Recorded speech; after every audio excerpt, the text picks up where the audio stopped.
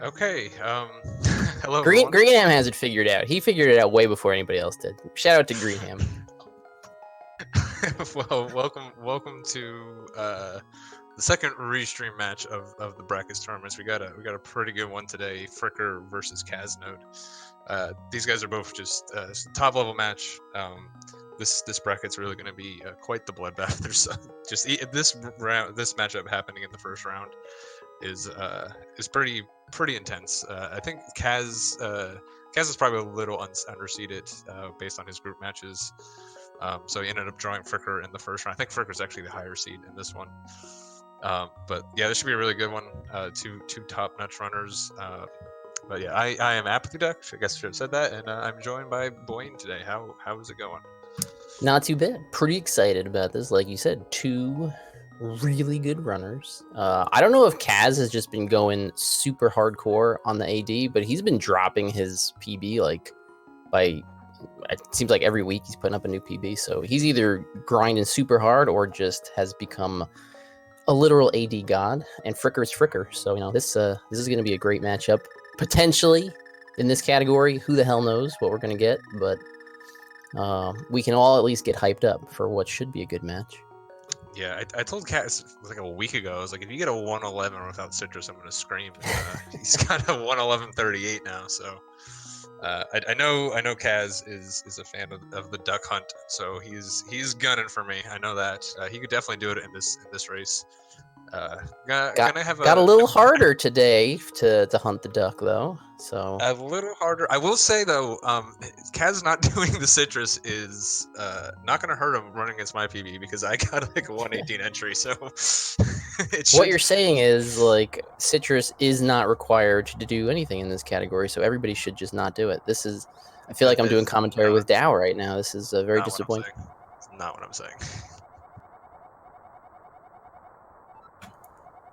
How is that a brag? That is the exact opposite of.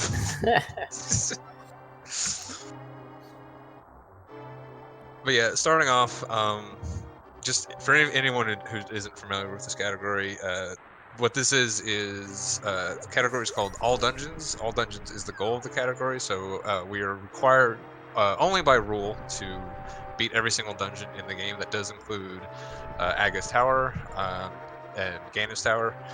And the rule set we're playing under is restricted major glitches. This game is very, very broken. If we just did completely unrestricted glitches, just letting you do whatever you want, you can beat the game in like under 2 minutes. Even the unrestricted version of this category is something like under an hour. It's a pretty quick category. So basically what we do is we have this rule set that's kind of in between like no major glitches and unrestricted, that we allow you to do sequence breaks. Pretty much anything on the overworld goes. Some stuff in the underworld goes. There's not really a hard and fast rule of what we let into this category. It's largely just based on community, what the community wants, and like whether like it feels like it fits in this category. So we do some breaking in the dungeons. It allows for a lot of interesting routing, and speeds up the relative like the no majors glitches is about a good like 13 minutes faster. And like we said, these are two really good runners. We do have to start with this escape and Eastern sequence a little bit on the boring, unexciting side, but this category really picks up steam in the third dungeon, and should be pretty exciting from there. Yeah, all of the dungeons starting with the two boring ones, basically. But like you said, there's a good balance of just regular gameplay and a couple tricks sprinkled in. You know, they're doing 2 or 3 tricks per segment. Very costly to miss some of them. Most of them are pretty easy, but going through a whole run without messing any of them up can be almost impossible, even for some of the most experienced runners. So hopefully we don't see anything too punishing. Hopefully these guys are going to stay pretty close to each other.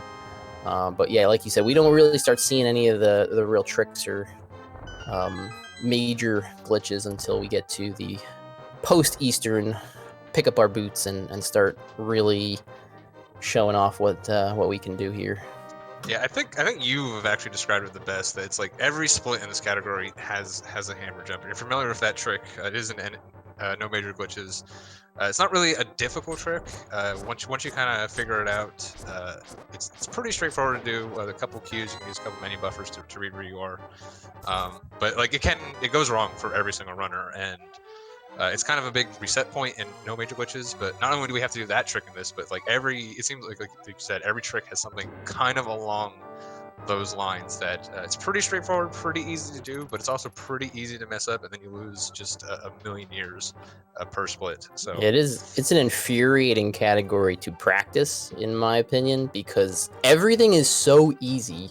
You can get every trick 19 out of 20 times in practice, and you'll be on a good pace and going into whatever mid-game, late-game split, and you'll mess up something, and you say, I get this every time when I practice it. It's so easy. I know it's easy, and I can't do it. You know, whether it's pressing 2 buttons at the same time or reading which pixel you're on, there's just something about it that makes it very frustrating, but also kind of fun if you don't take it too super seriously. And I think most people who do stick with the category understand like this category is just waiting. Heck, even just the RNG. Loaded all the way at the end is kind of like the signal, like, all right, I can just have fun with this. I don't need to take it super seriously because it's just going to be painful. The more I care about this, the worse it's going to be for me in the long run. So I think most people who stick with the category and become very good at it kind of have that sort of understanding, like, yeah, all dungeons, it's a real fun time, right? I feel so attacked right now. I'm counting myself in that same boat right there, so... It's fun and infuriating. It's a Link to the Past perfectly distilled. Yeah, there's only a few people who have really sort of taken it and grinded this category. Most people have they'll play no major glitches, and then that's not like that category is free of its headaches. And then you'll see people like kind of play this just kind of like as a side thing. Really, I mean, this tournament is really kind of ramped up. Like, I've never seen this many people grinding this category, and since the beginning of the tournament, like, the world records come down by over a minute, like a minute and 20 seconds. A lot of people, like, before the tournament, like, 10th place was a 112, and now we're one away from top 10 being 110s. So, definitely exciting time. There's been a bunch of new stuff that we found even since the beginning of the tournament that has shaved off just a couple seconds.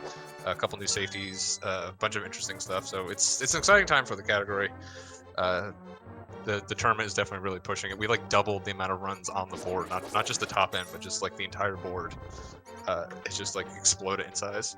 Yeah, it's been so cool seeing so many people pick up the category specifically for this tournament, or some people picked it up kind of right before the tournament even was announced and got going. There was kind of a boost in popularity. But this time last year, like you were saying, like a 112 was considered, wow, you've really got a mastery of the category. And, in just, the last 8-9 months, we've kind of figured out, 112 is good, but if we keep putting time into the category, 111 is free, and then keep putting time, 110 becomes free. So we've just pushed, then Zelda picks up the category and shows us all what actually a good run looks like. So, Yeah.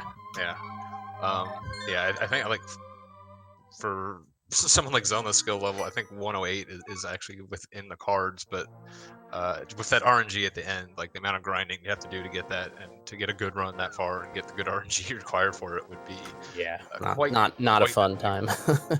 Yeah, both these guys did have good escapes, by the way. Now that we're finally out of that, we might see a trick coming up. Duck, are we gonna get at least one citrus here? I don't think it looks like. We are not going to get any citruses. All right, so we're gonna have to wait for our first trick of the run, sadly. But both guys had, I think, 52, 51, maybe Fricker at 51. Looks like he skipped his split. He missed his split, so. Did he miss his split? Or he didn't miss his split. He just doesn't have it in his PB. He doesn't. He's running against he's running against a 1301, which he does have a 112. So I'm not sure. Either way, I think it was 52 or maybe 51 for Fricker, but they're neck and neck going into Eastern Palace. Neither of them did citrus, so we don't get any separation there. So hey, that's great for the race that one player doesn't take 25 seconds to citrus and the other person gets it first try. Yeah, I think Fricker may have moved to splitting on Sank exit. He looks like he's like a 625. I guess, I have noticed a lot of people who don't do that split in NMG have taken the opportunity that, AD is like new. They haven't done that many runs. They are splitting on Link's house exit, I think, has become more popular than the Sank exit for, Yeah. It just, he can't get rid of the sub 6, man. I need to do it until I get the 48. Well, I'll put up a 48 escape, then I can start splitting exactly. on some other exit. Yeah, Max out that split and just move on. I mean, because of wrap frames, it does make sense to move it, but I feel like a lot of people, there's so much like history with like good escape times. People really reticent to kind of let it go. I don't buy that argument as much, also, because there's so many things in one split that will affect another split. Like not getting arrows in Eastern will affect your pod split, and Yeah, that's true. there's just little things like that. So I can't get worked up about escape into Eastern. And plus, whoever gets a good entry time for Eastern when they have rad frames or something, so it barely even matters. Yeah, I'm definitely staying neck and neck right here. These first two splits are all just about the incredibly little things, just pumping, clean door entries, stuff like that. Really not a lot of things that you actually sit down and practice until you get to like the last like 2-3 rooms in the split that are actually pretty difficult. It is hard though, 3 heart Eastern Palace for anybody who runs this game. I don't care what your skill level is, deaths happen. So that's the main thing that they're, in a race situation, tournament situation, you do need to be aware, hey, deaths happen in here. I can't mess up the Igor rooms. Kaz is on 1 heart, so he has to actually be a little careful not to do this room too quickly. Which he does. Yeah, being on 1 heart, you can do. We saw that with Link yesterday. He actually did the room too fast, picked up the pot, and got hit by the anti-fairy. So being on 1 heart is a little scary. Ideally, you're on 1.5, like Fricker is. You can also mess up the double Igor room and get a kiss from one of them. But after that, you're pretty safe unless your Armos goes really poorly. And nobody would ever have an Armos party. Oh no, it's never happened. We literally have never seen a red Armos.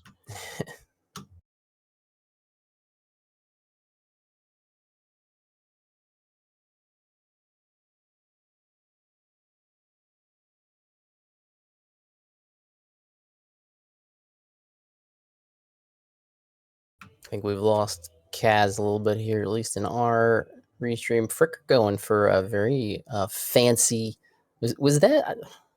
Did he do Yuzu, or was that like a hybrid Yuzu kind of strat? Yeah, that looked a little. There's so many like weird ones in the middle. I don't actually know what the technical Yuzu Armos looks like. I just call anything where you're in the middle and shooting arrows seemingly at random. The Yuzu did it looked pretty good though? So yeah, very nicely done. Look, coming out with a 1030 flat Eastern. It's a pretty good time without citrus. You can shave off a good bit of that with the citrus clip. But yeah, I think Kaz may have dropped offline. Unfortunately, hopefully he comes back up.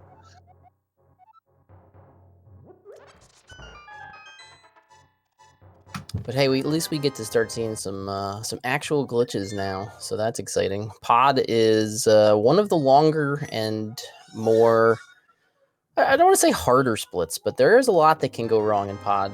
It's kind of a benchmark. Most of the early game splits, as long as you're not dying in Eastern or something like that, are pretty straightforward. It's the later half of the run that gets really intense, but Pod is the exception for the early game. There's a lot of clips we're going to be doing. You can lose a lot of time. You don't have many hearts, and there's a really hard boss fight at the end of Pod. So it's a wild split a lot of times, and one that most people are just excited when they get through without dying. Yeah, like I was saying before, it's like every split has one hammer jump. Pod not only has hammer jump, it feels like it's got like 4 or 5 hammer jumps in it. Yeah. Just you got it's definitely one of the splits got the most tricks and glitches in it. You got the DMA, you got the Kiki, you got the Kiki skip, you got hammer jump. Once you get hammer jump, like as far as glitches, it kind of smooths out a little bit. But then you got the basement with if you go for like the swag boom, and then of course the big reset point, Helma being right at the end. So a lot of things can go wrong in here. This is definitely the split that you really see like the top end runners really putting up a little bit of a gap over even like the guys with like the 112s and the 113s. You get there's some RNG here too with the dead rocks and the boulders and then the mini moldorms for the Kiki skip. So you're not even free from just getting messed up by RNG in this split either. On top of all the stuff you listed. Yeah, Fricker actually dodging a boulder right there. Those boulders and those dead rocks on this screen are the main source of where you're going to get bopped. Health management is also really important. Like I said, you have Helm at the end. You want to go in there with full hearts. So he's running an odd amount, and he does 2 hearts of damage per hit. Being on the full 5 hearts is really important because it gives you an extra hit, and any damage you take in here, besides like a bar rate, which is like a half heart, will put you down to 4, and it makes the helmet fight a lot scarier. You also play a little bit safer. You can it's one of those fights you can kind of use your health as a resource, maybe do a little damage boosts if he kind of attacks you and then get like a hammer hit inside of him. So you definitely want to be going there with full hearts. Yeah, taking a hit on Death Mountain, which Fricker actually didn't do. He avoided all the damage on Death Mountain, so he comes in here with 4 hearts. Taking 1 hit on Death Mountain isn't the end of the world for this, because there are a bunch of hearts at the end of this dungeon that can let you kind of refill.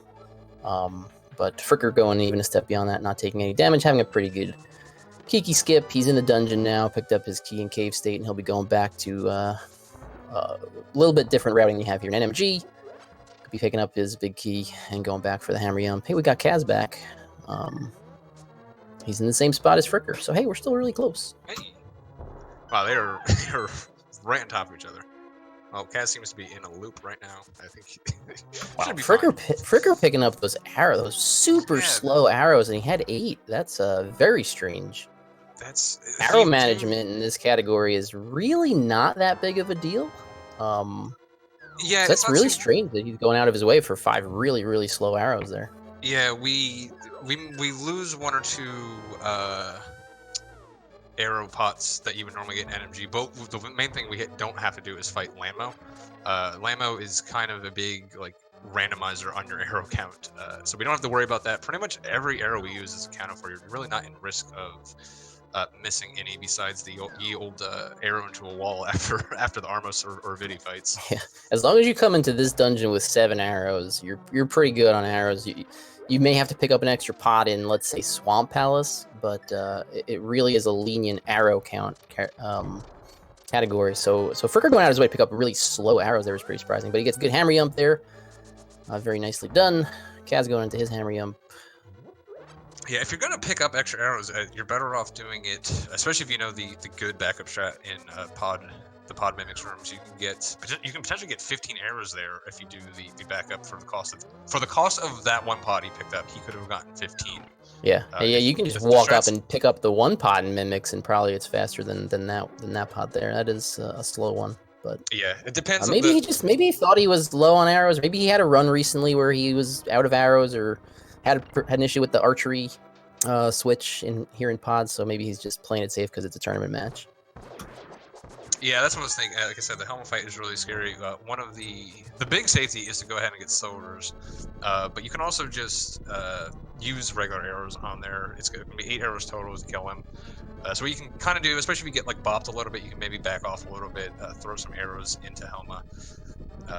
So that might be more of a race backup strategy, but again, I would have preferred, if he's going to do that, I think I would prefer him, getting the arrows in pod mimics, maybe spending a little time. If he can do user Armos, he can learn the pod mimic backup. It's a really great backup. I don't see too many people doing it, and it's really, really good. So I highly encourage people to go ahead and learn it. Fricker's also got an extra bomb. I'm not sure where he got that. I guess he picked up both for Hammer. No, he picked up both for Hammer. I think when he got drop down arrows, he also got the bomb. So not. Oh, okay. Yeah, okay. Yeah, you only want 9 here because you're guaranteed to pick up 1 in Hera before you use 1. So that extra bomb pickup is just a waste of time, unfortunately. I thought he was going to do the bomb strat on the Switch with the 10 bombs, but anyway, he's in Helma now. Let's hopefully this goes okay. Helma's got some movement RNG that he can give you that's bad or good, and then the fireball RNG obviously is the thing that'll usually get you killed. As long as you don't miss any hammers, you're usually pretty okay. Fricker's got 3 nice hits. Really, really nice fight there for Fricker. Well done. Yeah, really what you're hoping for is no fireballs in the second phase. One of the safe things you can do is to wait for the fireballs to spawn before breaking the match. That will despawn them. It's a pretty good safety strat. If you're not entirely comfortable with Helma yet, I'd recommend waiting for the fireballs before you go into phase 2. 2 really good fights right there. That was really nice by Kaz too. Almost had the really fast 4th hit there, but Helma didn't play exactly nicely with his last movement. Yeah, it was just a big RNG fight. you getting 17 clean hammers and then 4 clean hammers on the second phase is really difficult. Yeah. On top of that, if like Helma stays at the top, it really slows down how fast you can get those phase 1 hammers in. So, but the most Helma's important initial thing, movements are it's actually, I think that contributes to more deaths than people realize. When Helma's moving in a way that doesn't let you get the early hammers off quickly, it can actually put you off of your normal rhythm for the fight for the last few hammers, and that can actually get people killed just based on the way that Helma moves. Forget the fireballs at the end of the fight, the movement left and right at the beginning can really throw some people off to what they're used to. So yeah, that is true. just, You're really going to be hard pressed to get 17 hammers before the fireball spawns. yeah. If he stays up at the top. So, and especially then, that might be a good time to go ahead and wait for the fireball. But both of them got through no damage. We're in this tournament. We're happy when both players don't die. So this is off to a pretty good start. Fricker, it looks like he is just a little bit ahead of his PB by a couple seconds. It looks That like. was a gold pot out of Fricker actually, but although we're not sure if he's actually running against his full splits here, but Yeah, according to the splits he's got up, that was a gold pod. Yeah, and Kaz is actually plus 18, so you can kind of see the difference between their two PBs, where Fricker is ahead in the race and of his PB, and Kaz is actually pretty significantly behind his PB for 1840 pod. A little bit slower than I know Kaz would have liked, but we still got plenty of game left.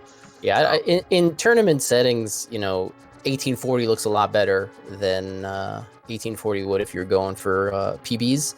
The timer doesn't say 19 something or 20 something at the end. Yeah, that's probably pretty good for a tournament. So you remember not too much to complain about. Remember when we thought sub 19 pod was good? It's like, oh man, I'm on a run. I got a sub 19 pod.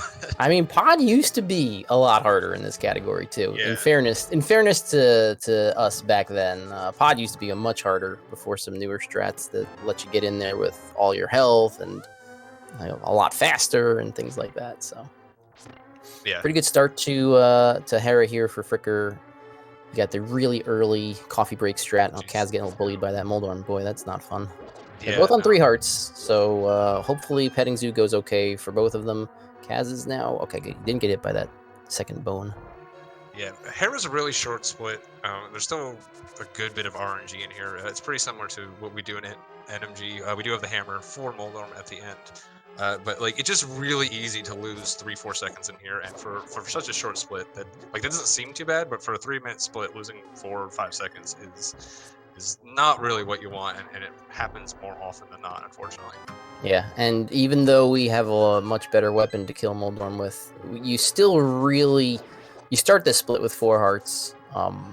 You don't really want to go into the fight with 1 heart. So the bomb jump's going to take a heart. Fricker picked up the extra one after getting bopped by the Moldorm, so did Kaz.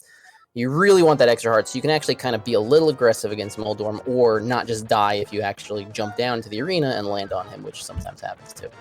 Yeah, Moldorm's generally not going to do too much damage to you. If you're really getting kind of bopped around and taking damage, you're probably just going to get flung off the side, really.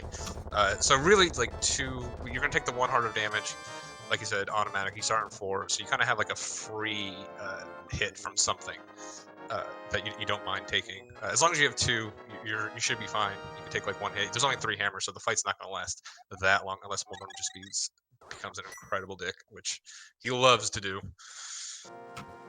And they both get through it pretty nicely. Kaz missed a hammer there, and Moldorm kind of jumped to the top of the screen, which is not where you want to see him when you've got the hammer. And now Fricker's going to be doing his DMD down to Thieves Town. There is a slight risk of our first real hard lock here. Hopefully we don't ever see that in this tournament from anybody. It's pretty avoidable. Looks like Fricker's fine. Yeah, at this point, I sort of expect Fricker to kind of maintain this lead for the next couple of splits. These are both really good NMG players. These next 2 splits are pretty standard. We have to do this, like I said, this one little glitch down to get to Village of Outcast. After that, it becomes pretty normal. These guys aren't really going to be worried about the low health or the fact they have Fighter Sword. So Fricker will probably maintain this lead until the end of Thieves Town, and then Desert and Meyer are kind of like the first opportunity for this race to get shaken up a good bit.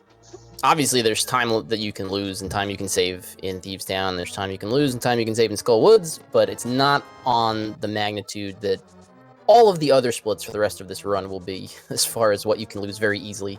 You know, yes, could someone die to blind and lose lots of time? Sure. Do we expect that to happen? No. Could someone lose 20 seconds in desert very easily? Much more likely than, say, a blind death with these guys. So, yeah, we'll probably see these guys kind of stick this 20, 25 second difference between the two of them through the next couple splits, and then things are going to get fun again. Yeah, this Thieves and Skullwood splits. I mean, these splits can just kind of decide that it feels like killing you. Kind of rare. If you know what you're doing, it's not really going to happen all that often. But especially with like Hellway, which Fricker does get through already, that can go really poorly. Mummy Statue can go really poorly in Skull Woods. But you're kind of more likely to die and just completely lose the run than to lose like 30 seconds, honestly. Yeah. Where Thieves Town's going to get you is when you're kind of first picking up this category, coming from, say, like RMG, because everything in Thieves Town does a lot of damage, and that can be very dangerous. I don't know how Fricker can get hit by that cricket there. Wow. Every time that I dash out of that room and that cricket does that, I get bopped. So. Yeah, that's one of the things. Good frame roll or something there.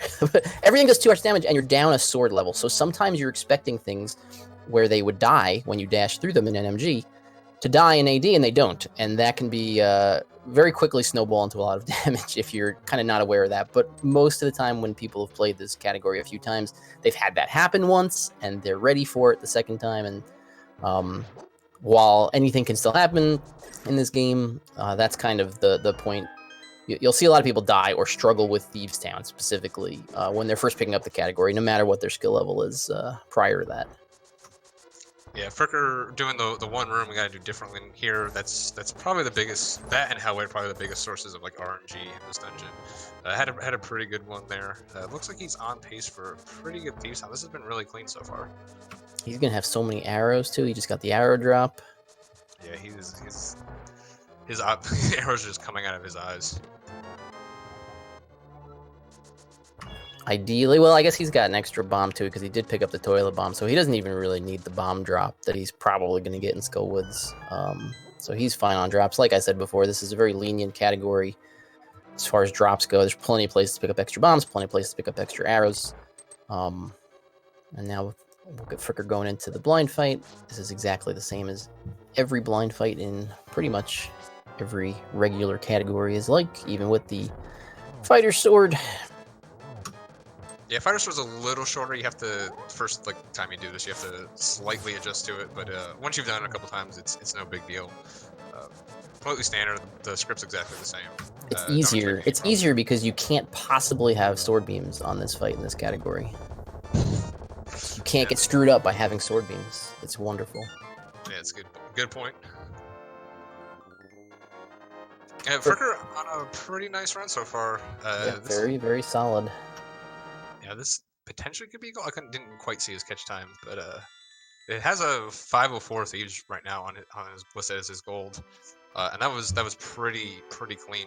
I guess Hellway screwed him up a little bit. This looks like it's probably 506 ish, something like that. I didn't catch the entry time or the catch time either, but I think it's like 22 seconds when she starts talking, so I'm gonna go with 506 as my guess. Still, he's gonna save time versus PB, so he's gonna be putting even more time in the bank. Yeah, right around 507 it looked like. Yeah, I think he's actually got a 1255. So these aren't his. We're not looking at his actual PB splits, but they're I guess close enough for us to evaluate here. But this is he's got an 1822 pod. You know, and he hasn't had any disaster since then. So this is a really nice pace run. This is easily like a 111 pace, if not 110. Yeah, I mean, if Fricker devotes the time, obviously he's certainly capable of putting up a 110 in this category, no doubt. We know what he's capable of in other categories. He has not put 200 attempts into this category yet. If he did, his PB would drop precipitously. I'm pretty confident in that. We're seeing Frog Door, though, if you want to talk about the Frog Door strat here, because I'm not qualified to do so. It's basically this is I think it's 40 frames faster than the double quick warp. It does have a hard lock risk if you push A at the wrong frame. The bigger risk is you push it too late and you just pick up the 2 rocks, but that's not that big of a deal. Kind of, if you fail it like that, you're sort of just even with what you would be doing if you did the other strat. So, oh, he gets the stair turn. That's so hard to get on that staircase for whatever reason. I think it's one of these. They get it there most. I used to go for it like every time, and I would get it like 1 in 10 times. And I can get other stair leg cancels, but that one just I don't know. We got Kaz back, and look, hey, we've got a race. What a surprise! No major changes in Thieves Town. Yeah, like we said, not gonna these 2 splits unless there's a big disaster by one of these guys. Not really gonna change the kind of like the texture of the race. Desert is kind of known as the pace killer. Meyer is known as the run killer, and then you have like the AD gauntlet to finish it up. For Kaz is doing the 2019 strats here. Yeah, it's really weird. It's really weird to see this in AD. Like AD is a category that changes pretty fast, so most of the people playing it are pretty up on the newest and the hottest stuff to do. Is that even 2019 or is it 2018? I might even be giving too much credit. When did we stop doing that strat? I can't even remember. I think it was like early last year. We changed. But like the Blank Smiths was like I think Blank found it. Yeah, it's forever ago. It was like 15, and everyone just ignored it. And then it's like FSG or something was like, "Hey, why don't we do this?" And everyone was like, I'm surprised. That one surprised me, like how fast everyone switched because like it's optimally the same. It's just the rock throw. So you get rid of the rock throw like variants, right? Well, everybody hated the old strat, so yeah, it's funny that like for something that's such a minor time difference, how fast literally everyone switched at once. So it's just one of those like little funny things. I did see Kaz get fence dash. I think Fricker got it. I wasn't looking at his screen. Yeah, Fricker okay, so we got 2 fence dashes. Fricker had almost a really good mummy statue room, but accidentally walked too far right on his way back above the statue and took 2 hearts damage, and that is not the best thing. Because it means you're probably going to be on 4 hearts for the back of skull, and 5 hearts is so much better than 4 hearts for the back of skull. Yeah, losing the sank heart or effectively sank heart here is because you go to an even number instead of an odd, like you would be normally. Because of the 2 heart thing, is definitely a lot worse. So yeah, I mean, if anything bad happens in Mummy Hellway, which hopefully doesn't, you're on 2 hearts, and then Moth is going to hit you and kill you in a lot of situations, and even if you keep the 4 hearts, Moth is going to kill you in 2 shots sometimes, so it kind of limits maybe some of the aggressiveness you can go into Moth on some of the worst RNG patterns that he might give. So I find 5 hearts to be way more comfortable than 4 hearts. But you know, you took a hit from the Mummy, which obviously can happen very easily in the front of Skullwoods, and you'll be on 4 hearts. So we're going to see Kaz with 5 and Fricker with 4 getting a little bad. Fire Snake. That Fire Snake is one of the worst enemies in this entire game. Yeah, it's really annoying. Just, hey, have 3 seconds of time loss. Sorry. Nothing you can do about it. Yeah, for guys at these skill level, like, if you get 1 hit from the Mummy, even if you're down to 4, it's not the greatest, but like, if you're trying to get like a pretty quick Moth, and Moth's really not going to do anything too bad to you at that point. So it's not too scary. It's when you're on 4 and then the fight starts getting away from you that you're like, yeah, it limits you what you can do when he starts to be, you know, Mothula. If he gives you a good pattern, which gives Fricker, it's not going to matter. So exactly, if he behaves and you execute properly, who cares how many hearts you have? So it's not a problem until it's a problem. Really nice zero spikes moving there, so pretty much almost as fast as you can do it there. You really don't. Getting hit by 1 mummy, you're like, okay, that's annoying, but it should be okay unless another disaster happens. It's when you get hit by the mummy twice that you're like, welp, and you start weighing like, well, I really hope Moth gives me good RNG, because good lord. But yeah, pretty nice RNG. He did get the double to start, and then 2 very nice quick hits. Pretty good Skullwoods, I think, all things considered there. I keep forgetting to look at like any of the catch times, so I'll just be surprised when the final time pops up on his stream. But now we're into the section of the run where you can lose copious amounts of time for very small mistakes. So everyone's favorite split, the Desert Palace split. not even mistakes. Like just like Yeah, the dead just rocks on Death Mountain can just be complete. I've died up on Death Mountain from Dead Rock RNG. Like Fricker with a nice dash at literally inside the door. Just missed the dash. Just hold down. Just hold down. Yeah, there's just you're gonna go through 3 screens where dead rocks are the only enemies on the screen. Well, the only enemies that matter on the screen. There's this stupid spin speed you got here that I miss all the time. Luckily, Katie is nowhere to be seen after his spin speed, so he's got ether pretty quickly. Kaz is going to be on up the mountain, and we'll see how the rest of the dead rocks behave for everybody. Yep. Missing this or getting the spin speed when Katie is already kind of screwed off here is the hardest thing to do. The other problem is going for spin speeds when you see dead rocks are in your way. It's so distracting. It's distracting when they're there because you know you have to avoid it, and it's distracting when it's gone because you get so excited. You're like, oh, this is my time, and then you miss it, and you're so incredibly mad. All things considered, really nice Death Mountain for Fricker. A little bit of a rough location for that dead rock on the last screen, but doesn't bonk, gets around. Minimal time loss, you'll take it. You're almost never going to see like optimal Zora talk times just because of all the things that can go wrong up here. Yeah, what's your best talk time? I have had one 43? I've had 143 ever. 43? What? 33. I can never remember I can never remember the tens digit. I actually thought about it. I was like, yeah, it's a 4, right? No. 133. Yeah, it's either a 5 or a 4 for me. I forget. I haven't had a 3. It was probably like 2 months ago that I got it though, so it's pretty rare that it'll ever go. I mean, you can lose a surprising amount of time just on the Hera clip. Like you can lose a second and not even get that bad of a clip. I mean, yeah, there's so much that you can lose. It's not even like, oh yeah, I bonked into a dead rock and had to wait 8 seconds for it to leave. Like that happens, but so do little tiny 60 frame losses here and there. Yeah, there's like certain pixels where it's a little faster to clip through too, but it's like almost kind of random with where you're gonna hit that. When you get it, it feels really good. But for anyways, I think Fricker's gonna be doing the bomb clip here. This is a pretty tough one. You got to deal with this bomber who's in your way. When you get clipped up here, just dash off. Very nicely done. That's one of the things that can definitely go very wrong. I have been struggling with that lately. And then we're going right into Fluteless Mire. Another thing, people say they like the left clips better. I think they're so much worse because you're not guaranteed to end up on the right pixel. And yeah, kind of Fricker showing off what I hate about them. But I like the left clips just because your hands are at the opposite ends of the controller. Like you don't. I feel like my accuracy is better with them, but yes, you're right. Usually you'll have to correct 1 pixel to the right anyway, so it's like harder to read in a way and harder to be accurate with because you do have to change your grip back to the right clip most of the time. Part of it also is this is the one that has the fewest amount of vertical pixels. It's only 2, where things like the exit from Mire is like 5.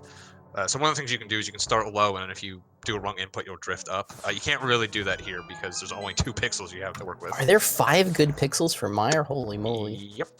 I only know of 3 of them, so okay.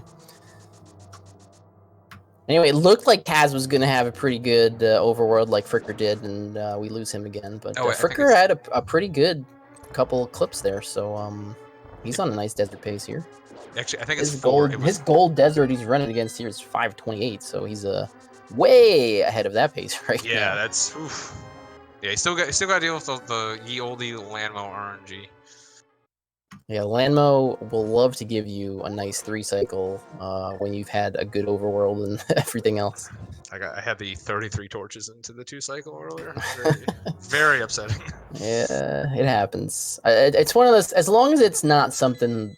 So there's 2 kinds of Landmos, right? The ones where it's just okay, bad RNG, couldn't do anything, and there's others where bad RNG or mediocre RNG, and I rushed a fire rod shot, or I shot the fire rod the wrong way, or something like that. Yeah, I had the straight up one that like technically you can get, but it's incredibly difficult. Yeah, sometimes he just makes it too hard, and especially if you're really used to Landmo 2, because this is the Landmo 2 strat we're going to use here, not the NMG Landmo strat, which it's easier obviously, but if you're used to having to like position yourself to dodge that fireball, there are some patterns he can give you in this fight that look easy that you kind of mess up because you're like moving in a way that would dodge the fireball for Landmo 2. That happens to me all the time, and it's kind of frustrating. Yeah, the fights are pretty much the same as just very small details. They're not like the way you enter the room and all that kind of stuff. So This is a really nice desert for Fricker. Really, yeah, really this nice. this is a pretty hot pace. I mean, this is this is pretty. He was ahead of pace already. Pace. He's way ahead of pace now. Yeah, I mean, if he has a really good end game, this could actually be a 110, which would be quite the skip for Fricker, going from a high 112 to a 110. But the gauntlet of dungeons we got coming up here are not friendly. I think you were saying before, I don't think anyone's best Skull Woods time is actually in their PB, just because of how hard all these dungeons are and just all the things that can go wrong. Yeah, there's Mire is not the hardest dungeon. Maybe when you're learning the category, Mire's got the things that just might kill your run. This is the first place that a lot of your runs will just be killed. As you get more experience with it, there are definitely some big time losses here. But this is the beginning of the really difficult part of the run for most people. You've got a series of clips here, a series of tricks after your clip. I don't know, we're probably not going to see any Mire bomb jumps, which is gaining popularity recently, but then you've got a boss fight where, hey, everything else goes right in this split. You can still die to Viddy because he's Viddy. So yeah, honestly, the fact you have to do 2 Mire 2s is like the fifth thing on the Mire bullshit-o-meter. The Mire 2 revisit, since the advent of the Apathy Duck strategy, though, is going so much better for me. So I'm very happy. Yeah, until you you exist. Until you get 0 hard drops on both of them, you get so incredibly mad. But yeah, like Mire's got a bunch of hard, again, not necessarily hard. It's just like can fail fairly easily tricks that can just completely kill your run. And then for some reason, all of the new stupid bullshit we keep coming up with happens to be in the split too. Yeah. So we're really still pushing the limits of what's possible here in Mire. We're honestly just jamming as much dumb stuff as we can into the split. But yeah, Fricker killing that bar is kind of the signal that we will not be seeing a bomb jump here. Fricker has so many bombs and so many arrows at this point in the run. I've always given Fricker kind of crap for the arrow hoarding, but yeah, it looked like he had 40.05 torches. That is definitely borderline 110 pace. So this is Fricker coming in with a PB a little over a minute slower than Kaz, and they are still right on top of each other. Fricker having a very, very good run. Yeah, looks like Kaz is going to come in with like a 40, something like that, torches. I kind of missed it, but both very solid paces for any tournament run, I would say. Yeah, for someone who's got like a mid 111 pace, mid 40 torches is kind of what you want for an actual tournament race. Kaz, unfortunately, is just run into Fricker doing Fricker things and just deciding to pick today to game out of his mind, apparently. I mean, so far, there's no such thing as a good pace till you're through, let's say Ice Palace. So. Yeah, I mean, that's the thing is, Fricker does have a small lead here. I mean, this lead is basically nothing at this point in the race. I would honestly say, if I had to pick, I would still say Kaz is probably favored to win this race. The end of this run is a gauntlet. Kaz has been grinding this a little bit harder than Fricker has lately. So just being able to do all that stuff cleanly to finish out the run, I still like Kaz in this race, to be honest.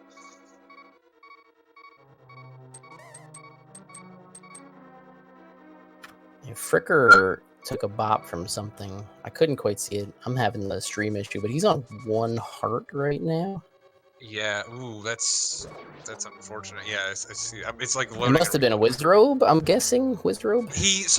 I did catch that he messed up the mired hair bomb jump, which is not one you generally mess up. And then he must have gotten kissed by... Yeah, the Wizrobe knocked him somewhere or something like that. Oof. Yeah, and it looks like... Man, I don't... He might have been taking the loop again, because he had to... So... Yeah, he couldn't bomb clip again because he was only 1 heart. You can citrus the left wall. Like yeah, if you're a glutton for punishment and you've bothered to learn that. Yeah, well, that's like a backup to a backup to a backup. And who wants to put more citruses in their run? If they're not going to citrus the Eastern Palace. Yeah, I mean, I do know Fricker knows it.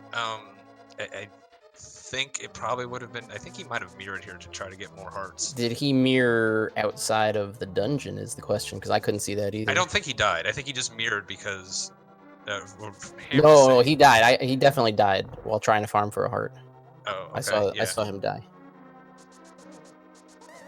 So I don't know if he fixed Fake Dark World. I couldn't see it with the strobing, which is now better. I've got both streams back and can follow along again. He might be able to step outside when he... That's a good point from Doom. After he gets hooked, he could mirror and step outside if he remembers. I don't know if he's looking at chat. I don't know if he's listening to commentary. Hopefully he either is doing that or remembers to fix his Fake Dark World. Yeah, now that he's gone in a little bit, the better thing to do would be to to mirror after hook shot. I think that's. I mean, you hate seeing a death. You want just a nice clean run. One of the interesting things of this category in a race setting is it really rewards having really good game knowledge, things like that, of where to fix things and stuff like that. Yeah, Fricker failing his first attempt at the Heritage Swamp and then pausing. Maybe he remembered that he didn't fix Fake Dark World and he was worried about it. I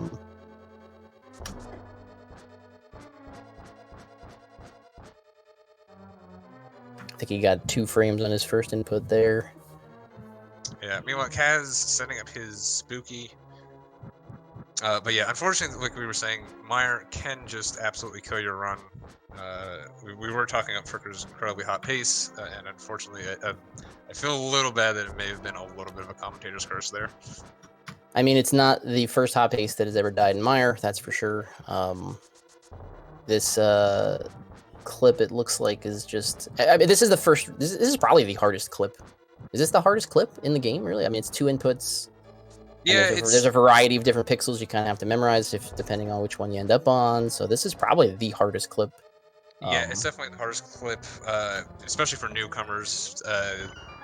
One frame buffers, we're all pretty good at them, but like you're saying before, it's like if you're 95% on it, the fact that you got to roll those dice twice, even though it's a pretty high success rate, it just increases the odds of something going. Especially really trying to go fast too is that sometimes throws an extra wrench into the equation there. Kaz had a really good vid. He had a really good spooky, really good basement, so he's through Meyer now.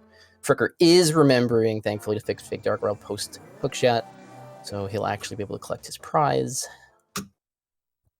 Yeah, and the shoe's definitely on the other foot now. Like we said, Kaz is going through this kind of like the AD gauntlet. We've pretty much done all of our shopping. We've got all of our items. We just need to grab the ice rod right after Ice Palace. It's not too bad, except for the World's Worst Swim. So really, we're kind of ramping up just how fast we rattle off these dungeons. We've already done half of Swamp, so it's going to go by incredibly fast. Ice is going to go by incredibly fast. T-Rock, we skip all the things that you hate about T-Rock. That's going to go by incredibly fast. And we're going to be in GT in just a little over 10 minutes from now. Despite the fact that we have 3 dungeons left. Yeah, it's a really fun Fricker autopiloting there, I think. NMG style, a little bit post-Kane. Yeah, when all those kind of disasters happen, it's really hard to keep. And you've still got 4 minutes left in the split. Like it can be really frustrating. Kaz is doing. I actually haven't seen the new safe Meyer exit too much. That was the new safe Meyer exit. He messed it up the first time, but he's fine the second time. Takes a good bonk there, actually, because otherwise he would have gotten bopped by the pig. Yeah, I think, generally you kind of want to dash so you nudge that rock, and you'll always kill that one pig. So the bonk, the ye old safety bonk. Fricker doing what I've done a bunch of times when you go down that staircase without putting your Samaria block down and saying, "Oh, I messed it up," and you go back up the staircase to put the Samaria block down instead of just putting it down at the bottom. I have not. No, my favorite thing to do in there is to continue to throw the block. You throw it straight up. Yep. You throw it straight up. I've made it all the way across the bridge before. I threw it up like 3 times. It's gotta happen to everybody once. So Kaz is into Swamp. There are still, I mean, there is definitely Fricker's got to get this last, with his last bit of magic. He used a lot of magic upstairs to get through Meyer 2. His last piece of magic, he's able to get Spooky. Spooking in this category is really frustrating, so not that uncommon to have to try it twice there. Yeah, it is actually frame rule based too, so sometimes you can just do everything right and then it fails.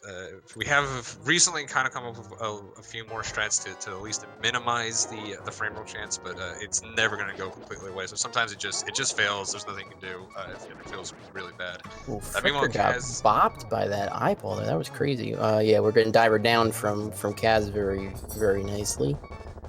Yeah, I don't know why getting the menu, the one menu down there, and not having to do it with the sword buffer is impossible. I do up all the time. I can do up for like Kiki skip and stuff. I don't know why going down is harder, but it is.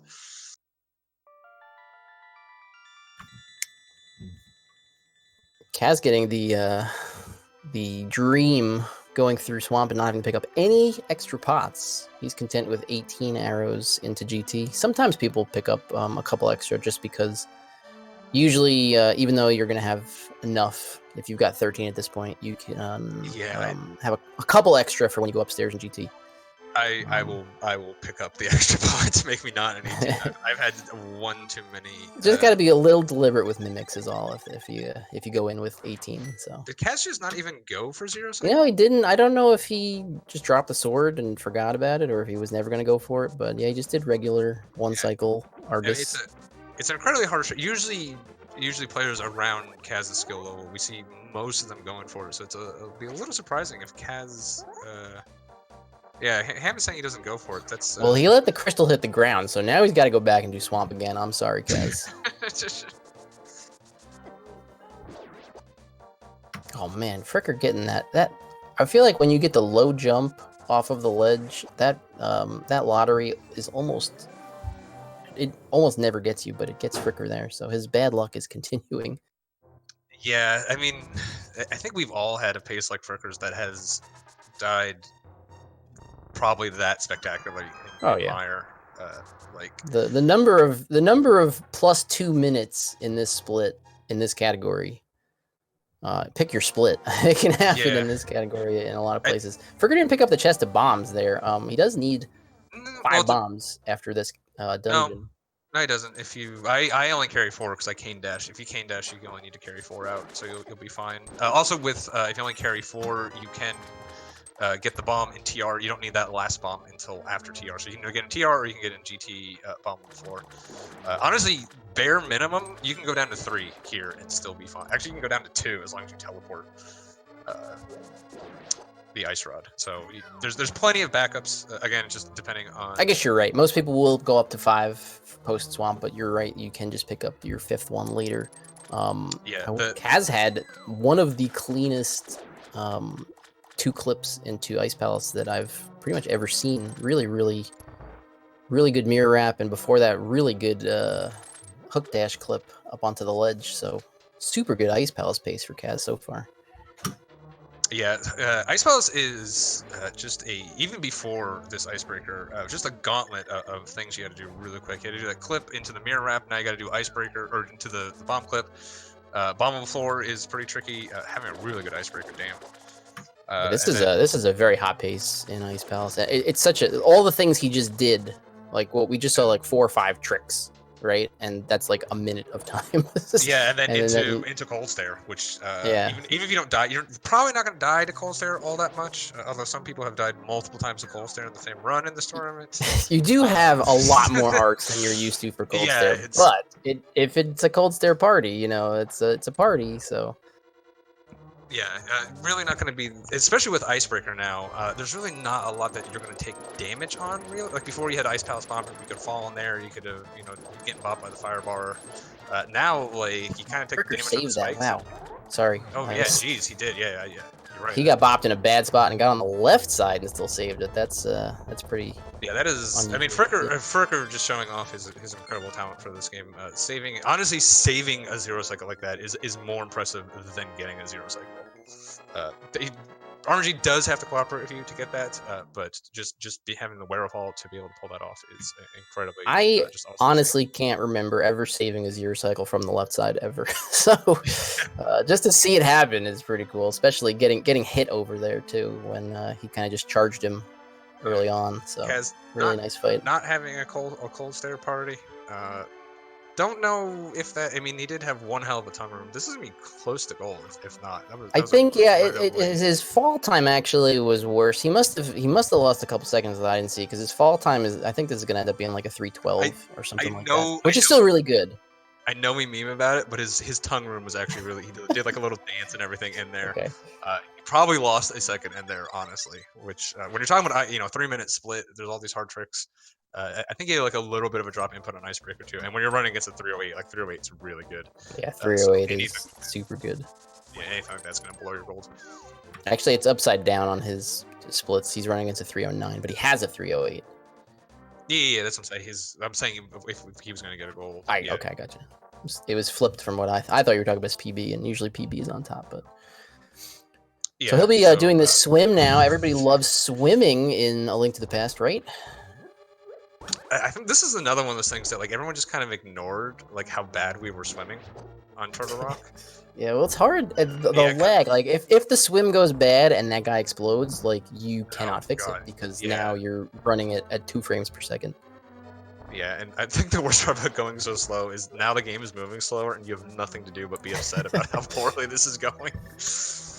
Having a nice ice clip there, be a little tricky to do. Just going with the hold the bomb above the head strat, just fractionally slower than the throw strat. That's my strat, but only because I'm terrified of throwing the bomb too early. Yeah, it's pretty. The wall doesn't actually exist. I think like the bomb, you actually when you're throwing, you actually throw it through the wall, and you're just trying to time it so it explodes right over the door. I think Fricker's having a pretty good ice. He did miss his first input with Icebreaker, but got a good clean second one.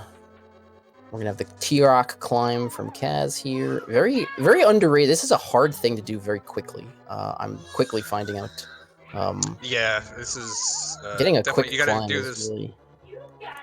Do the especially I think part of the problem that a lot of people struggle with is you got to do the dash buffer, which everyone kind of uses a different grip for, and then you got to go straight into like these inputs. I do it with the controller turned still. I maintain my grip and just I've learned to do it that way. Yeah, part of getting fast at these clips is knowing when to and how to change your grips, and there's not a lot of great spots unless you're changing your grip, I guess, on the mirror, and then you still have to kind of dash before the clip with a turned controller, so that's really tough.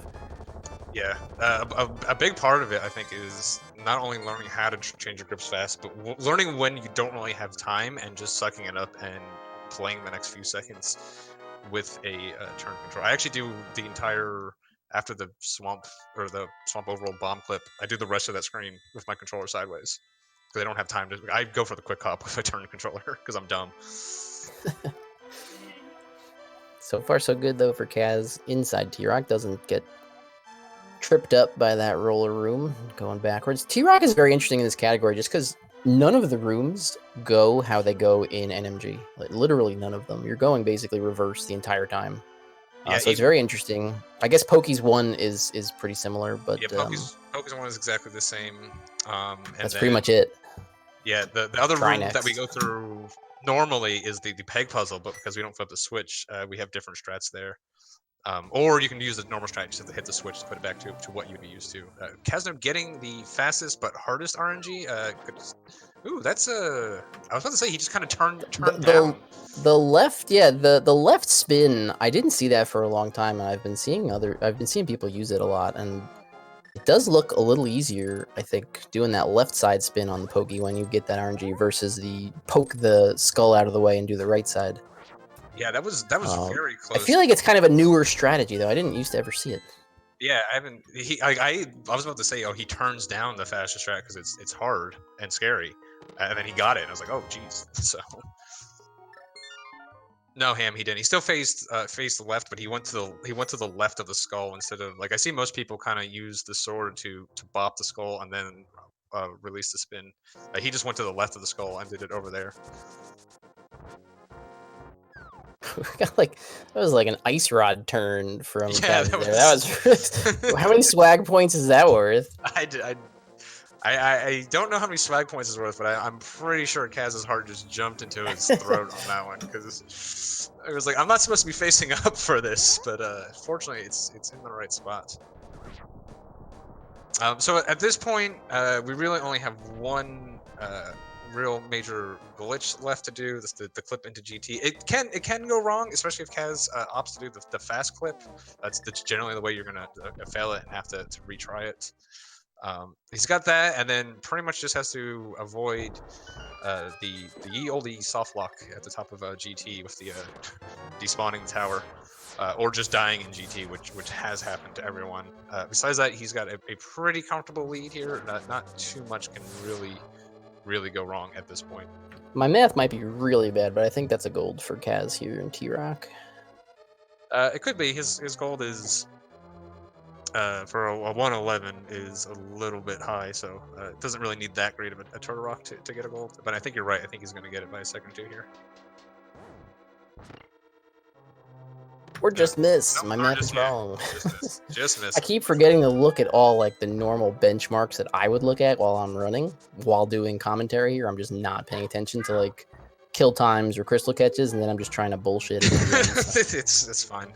I think this is a gold, not a gold. Oh, okay, twice in a row. Way to go, Blaine. Great comms. Yeah. Kaz opting in for the old man heal here. Best heal to take. GT is the one that's most likely to kill you, and on top of that, generally, unless you're Blaine and don't realize what you're supposed to do, you just you do a safer strat in floor 2 to kind of offset that. So the skipping the heal actually saves the least amount of time in this split versus any other. I had a little bit of an interesting. Boy, he takes the heal, but goes for the really, I would not hard, but a little dangerous. Third try chest turn there for Fricker. Shoutouts to that. The little like lineup, not taking the safe lineup for that GT also clip, I guess. Also skipping the, well, I guess skipping the key is a lot less risky when you've already decided to take the old man heal. But hopefully that means he's going for the helmet key and not going for the chest. That doesn't make any sense in this category because we don't need the magic, so it's incredibly slow. Some people, I stuck with just NMG strats in here for a very long time. So he could just be saying, hey, give me my full hearts. I want to feel like this is NMG. I'm going to do everything just like NMG. It's tournament time. You know, hey, I've got a nice lead if I'm watching the restream. I don't know if he's watching. Yeah, I know there's differing levels of. I've asked a couple people like, will you be watching the restream? Will you not be watching the restream? Will you have restream chat open? Will you be listening to commentary? And I think everybody's kind of got their own personal preference. Yeah, I think one of the things to be said, like you said, for NMG strats, like if you're really not gonna sit down and like grind, like some of the stuff I'm talking, it's like less than a second, less than, you know, just frames and stuff for what's optimal in this category. There is just something to be said that you know people have limited time and effort to do stuff, so learning some of the AD specific, you know, frame savers, not really high on everyone's priority list. So going for the chest is the only reason I don't like it is because you just might as well get the torch key. Like the torch key is better than the chest key, so just get that if you're gonna do NMG strats. For that one in particular, but like some of the other small things, you know, getting the heal so you don't have to learn the heart neutral strat, you know, stuff like that, where it's really not going to make or break your run. It's definitely makes sense just for me. If you're better off practicing stuff that's really going to kill your run, like, you know, the Meyer Spooky or stuff like that. So yeah, pretty good basement for Kaz. I think it was a 44 mirror. That is totally fine. He's got full hearts, 10 arrows. We'll have to just be a little tiny bit careful in mimics, but should not be an issue. Yeah, I think like Kaz is right, kind of like in the sweet spot where you want to be in a tournament race. He's having a good run. He's plus 30.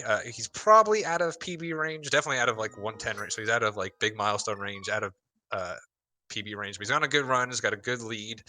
He can just kind of take it pretty safe, pretty easy up here.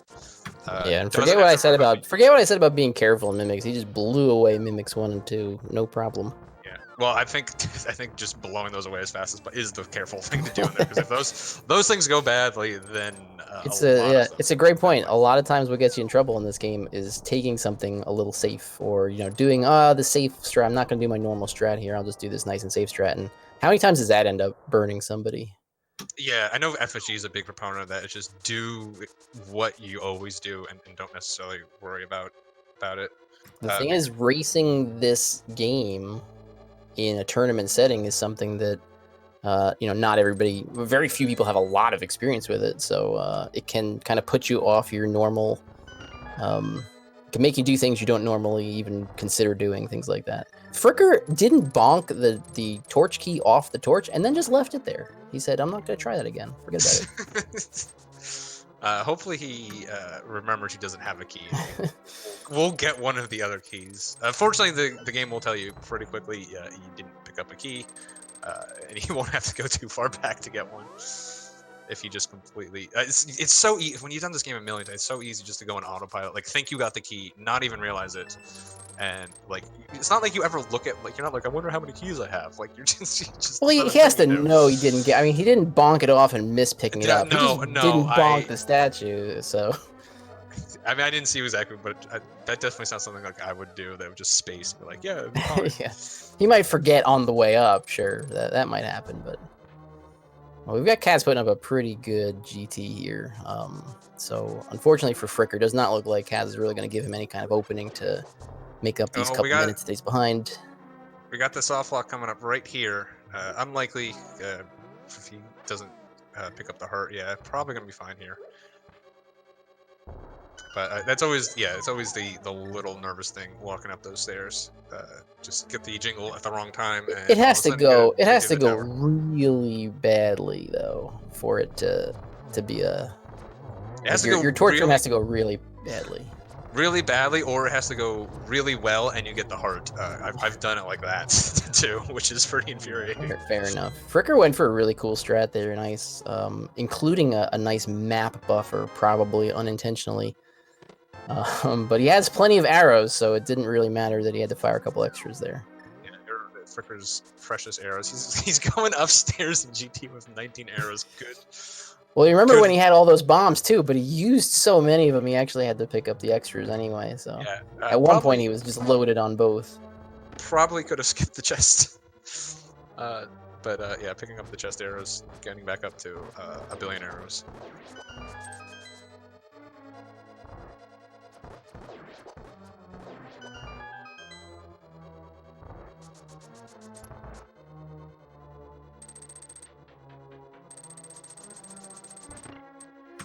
All right, so hopefully Kaz comes back before the pig is exploding. But in the meantime, we get to watch Fricker going up.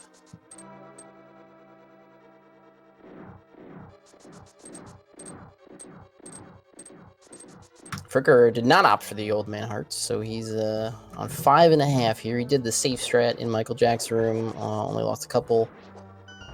Really, 5 hearts, 4 hearts with the gauntlet is usually enough, but when it goes bad, it's usually not just 1 heart that you're taking of damage here. So usually you come out completely unscathed, and if you take damage, it's usually on the magnitude of 3 or 4 hearts. So that's when it can get scary.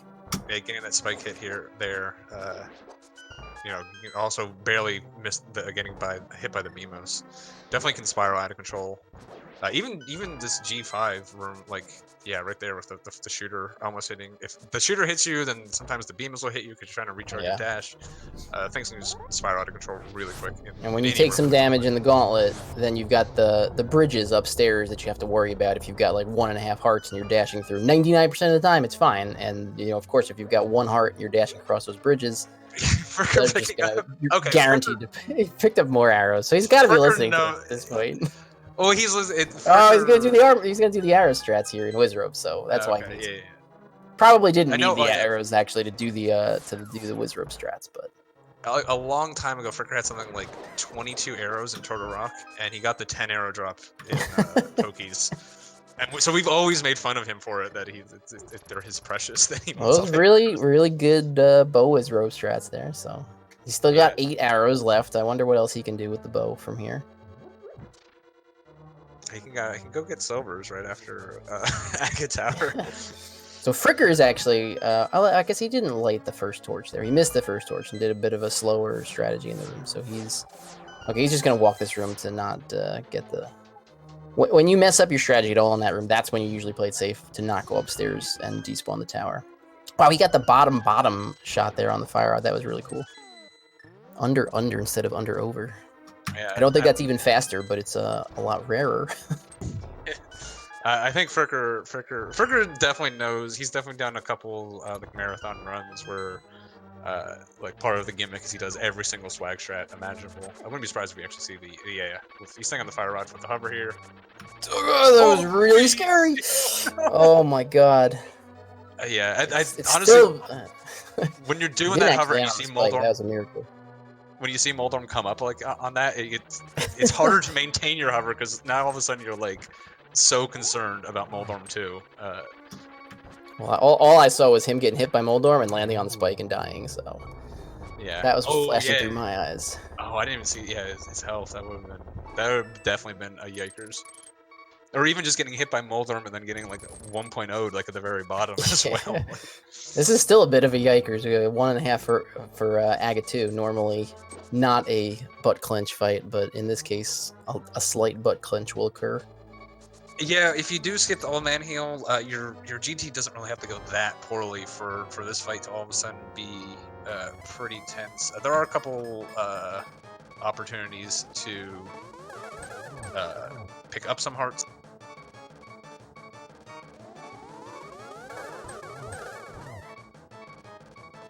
Getting some good safe patterns, if not fast patterns here. Oh, God! Oh, my.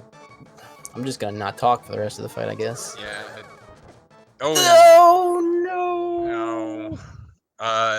Yeah, I think with that, we don't know where Kaz is. Fricker has opted to forfeit from the race. I don't blame him at that point. Like, races, I mean, we're pretty much all over here. He'd have to reclimb GT. It's one of the hard things about actually finishing runs of this category is that, like, you have GT, and that's kind of like, usually that's the big, like, climax of the run.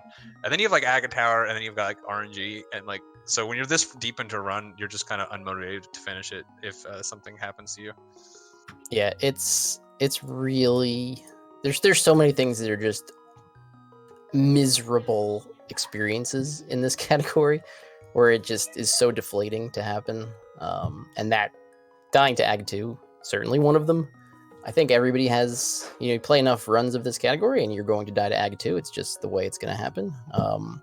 It was just unfortunate. The first hit there obviously just put him on half heart, and like we've said, once you start playing something a little safer, he tried to kind of do a safer strat there on the last cycle that he got, and not the way you want to finish the race. But I think Kaz was going pretty decent. We don't know where Kaz is, so it'll just be a mystery. He's not in the IRC room, so we don't know if he's not done. Or I don't know if he's done. He certainly hasn't not done yet. But hey, we're joined by Fricker. What's up, Fricker? What's going on? So I'm gonna go ahead and apologize to you because I spent the first 40 minutes of this run talking about your incredibly hot pace that you were on. Well, I mean, it's all dungeons. That's what happens. It's one little mistake and it's over. So I mean, it's I mean, props to you for going on after Meyer. I cannot blame you after Aga. Were you watching the restream? Did you know where Kaz? I mean, it was a little. We're having some. I was today. Ahead pretty much the entire time, not by much, maybe like 10 seconds or a couple rooms or something like that. But I was feeling really good and confident, and I mean, I haven't even touched this game since the last AD race I did, so I mean, that's kind of my fault for being rusty. But I have never missed that Meyer clip, and I don't know what happened. And that Wizrobe was a bully. Yeah, well, we don't know what happened either because we've been having some technical issues, and that was right around the time that the streams kind of started flickering on and off. So we've been dealing with that. I mean, really, even after the Meyer thing, like you can tell you were a little frustrated. But I lost all of it after Meyer. I was gonna forfeit after that, but Greenham laid down the hammer, so I was like, okay, I guess I'll continue. Yeah, Greenham. I don't know how Greenham is our enforcer. Okay. Well, we did get. Okay, so Kaz's stream did come back up here right at the end. So we're gonna have to. There's some issues here. We do have a Triforce screen. That's the good news. Yeah, we have a Triforce screen. As So far as the race is concerned. I'm looking at a 1218 on his screen. It looks like he golded his Gold Ganon. Ganon to finish it off. Yeah. And does have an official SRL time of 12:43. I guess Fricker makes our administrator job a little bit easier because with the forfeit, as long as Kaz successfully finishes his run, will get the win. Yeah, I mean, no doubts that that's what actually happened. But yeah, Kaz wasn't actually in the SRL room when he finished. So he had to wait for SRL to come back up to dot done. But yeah, Fricker, the way I look at this run, this category, if there's more good than bad in the run, then it can't be too terrible. And you had more good than bad in this run, like really good pace through desert. You had a big gold in Ice Palace if you're actually running against your real gold. You're not running against your PB, so we weren't sure if you're running against your real gold either. But more good than bad in this run. Like you said, you hadn't picked up the game for a little bit, so this is not an easy category to run, even a little bit rusty. So really good stuff out of you today, regardless of how it ended. Yeah, it's all good. I'm fine with it, and I throw out some congratulations to Kaz for moving on, and it was fun, and that's all I joined for. So. Yeah, we are joined by Kaz as well. I guess a provisional GG to you, Kaz. We'll have to check these tapes here.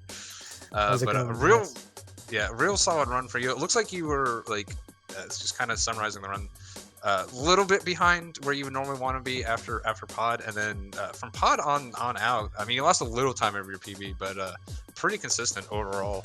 So really nice run. Yeah, I missed Kiki skip once. I guess that was off stream, and that was like the only really big problem. My Ganon's Tower was really good. I don't know if you saw it, but I fell on Moldorm and still only lost we missed 3 seconds. We missed that. I was kind of expecting dot done to come in a little early. I was like, I wonder what happened. So that helps explain that a little bit. But yeah, most of your Candace Tower was really good. I was actually surprised that your Poke's one strat in TR. I hadn't seen that before, and I was like commenting like, "Oh, Kaz gets the fastest but hardest strat," and he's turning it down, and then all of a sudden you got it. I was like, "Oh, I haven't even seen that." It was kind of wild. So I'll have to look into that. Yeah, I've always done that. I find it a little bit easier than poking the Stelthos head. Yeah, definitely can. I mean, like people definitely just kind of will spin that pokey and just kind of get hit by the bunny beam and just kind of take it, because it is the fastest, but it's also the hardest, especially with the amount of hearts you carry in the TR. That's the most likely way you're gonna die in there. So, but yeah, great run. 12-18 was really solid effort for you. Yeah. One other cool thing you missed was accidentally using Ether in Mire 2 the first time around. That was neat. Man, I think you just gave Ham an idea, actually. Dude, my nerves are shot. Yeah. I mean, were you watching the restream at all, or what was available? I was at the start, but after my first disconnect, I called it off. Yeah, so basically, Fricker had probably about a 20-second lead over you, mostly because of that Kiki skip, up until Mire, and then Fricker had the old Mire adventure. Actually got hit by a whiz robe and died, and had to redo it. And that was pretty much what happened. I got hit by a whiz robe into the pit, which dropped me down. I had to re-go back up there, and I only had 1 heart left, so I had to farm a heart, and I got hit by a Medusa. Yeah. No, I fell into one of those pits in one of my group stage matches. That's a nice little. Today I learned it was an adventure. There is a citrus in that room that if you are on 1 heart, you can opt to do that instead of having to try to farm. Yeah, it's way over my head. Yeah, sometimes the whiz robes in that room can make it a little bit tricky as well. But that's kind of your best backup if you can do it. But it's not, it's not. But this, especially in a race situation, this is a game of a category of backups. So it is one that people can look at. Yeah. Well, I like this. I like the suggestion there from Duck. Is hey, if you mess this up, just do a citrus in this dungeon while whiz robes are shooting at you. That's your backup strat. That is the best. I mean, you can do the old sword buffer method if you really want. Like, I'll that- go with the that- Pharma Art method, even if it gets me bomb- shot by a Medusa. that bomb clip is free until it's not free. yeah, it's if it's just like anything, just one wrong input, it just dies. So I didn't quite see what happened. It was kind of during our little technical I difficulties think thing. the first time for some because I'm rusty. I think the first time I held down right because that would make sense, but it's not right. And then I'm like, oh yeah, duh, up left. And then I got bopped by the whiz robe. So Yeah, that's unfortunate. I mean, everyone who's played this category has had a pace. I mean, maybe not that exact pace, but has had a pace that's just been miles ahead of their PV into Mire, and then something like that happens. And but honestly, I think the secret to this category is like once you start getting like consistent like Skullwoods times. Is the big just really up until Skullwoods it's like 4 NMG cats with a couple of fairly easy tricks and then like the pod cluster, and it's like as long as you can get by that and you can start getting up some decent times, like your PVs will really start falling down really quickly. So but GG's to Kaz. Kaz will be moving on. Let me pull up the bracket here to see the potential matches up are here. I think I'm up against Doom Tap and Ace Zero. Yeah.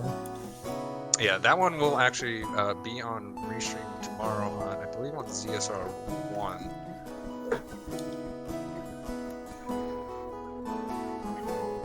Anywho, I'm going to jump off, but I appreciate the restream and shout outs to you guys for commentating. Kaz, GG for moving on, and good luck to the rest of the runners. GG, and here's hoping that for the next one, Comcast is a little more agreeable. I don't know what the hell's going on. Yeah.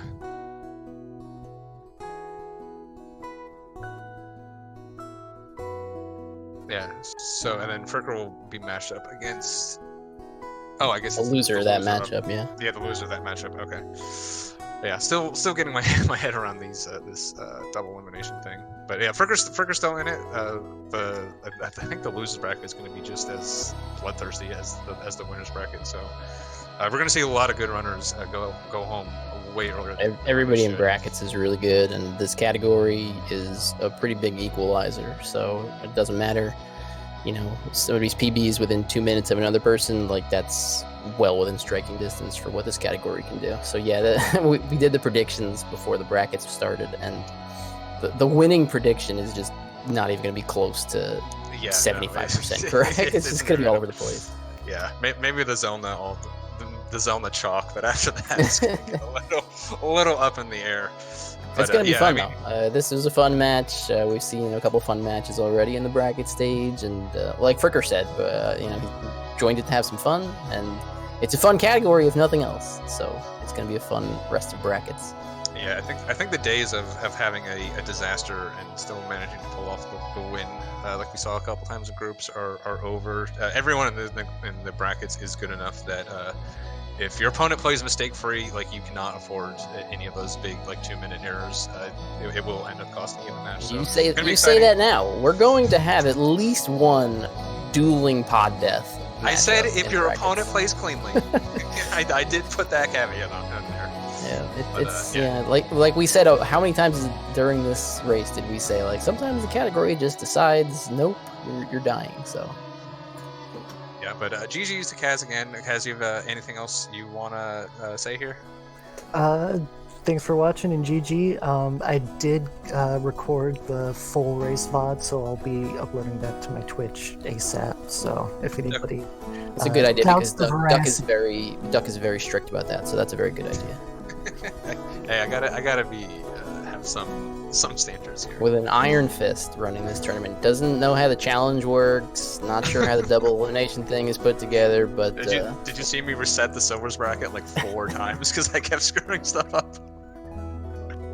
Yeah, but anyways, I think we're all done here. We do have one more race coming up today. It's going to be Glan versus Owase 28. That is in I gotta do math, at 8 p.m. So in just a little over a half hour, that is going to be on Zelda Speedruns 2. I think we're actually gonna cut here, and then we'll come back live for that match. So that should also be a good one. Glenn and Oase both have 112s, so really close match. That match is effectively even. Either player can win it. Both of them have put up some really good times. Both of them have had a couple of disasters in this tournament already. So that match is an effective coin flip. So it's gonna be a really good one. Hope you guys stick around for that. And I think we'll hand it off to Ricky here to close us out. Alright then, thank you Apathy Duck and Brain for commentating, thank you Fricker and Caznode for the great race. As Apathy Duck said, we do have another Link to the Past All Dungeons tournament match coming up in half an hour on this same channel. And then at 10 o'clock, we have on ZSR1 a Zelda 2 randomizer race occurring. That's going to be for their tournament match, Jay Coper versus Rose City Saint. That's at 10 o'clock tonight on ZSR1. So, in half an hour, the next match starts, but until then, I'm going to throw us all onto the ZSR channel, where they're still doing their Minish Cap tournament race, and we will see you all back in half an hour or so. Thank you so much for watching. Have a great day, everybody.